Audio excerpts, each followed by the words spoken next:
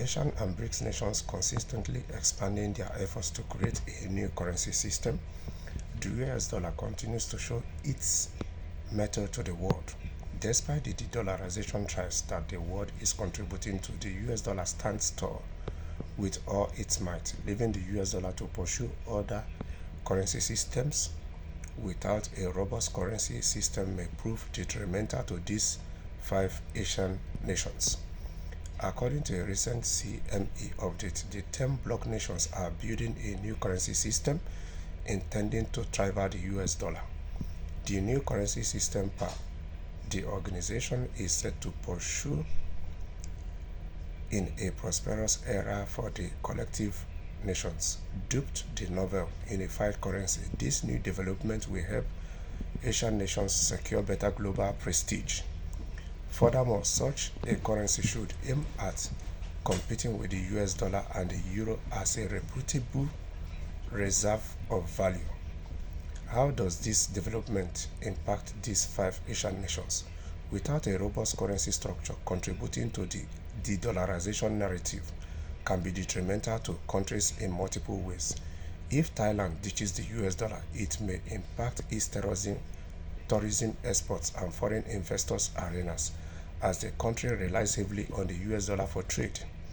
Malaysia is another country reliant on the US dollar, particularly in areas related to trade and investment. Dumping the US dollar may hamper such sectors drastically in the long run.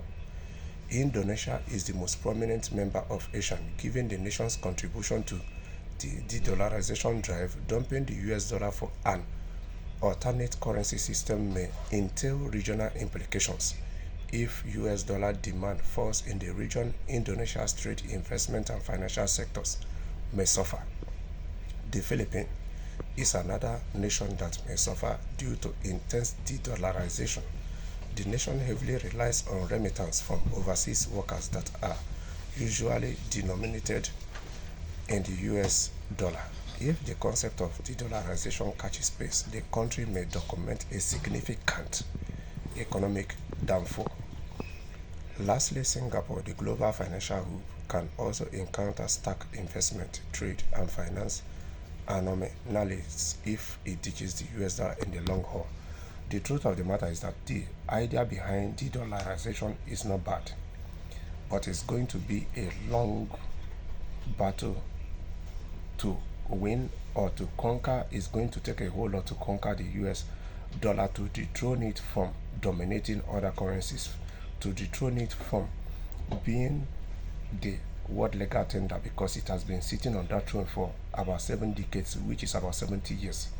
But if the BRICS or these Asian nations succeed in this quest of de-dollarizing their countries by settling their trade, their imports and exports in their local currencies, it will lead to an economic revolution.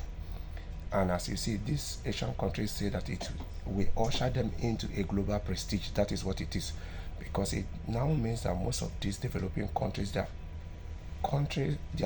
currencies will be stable, and when their local currencies are stable, their economy will be stable.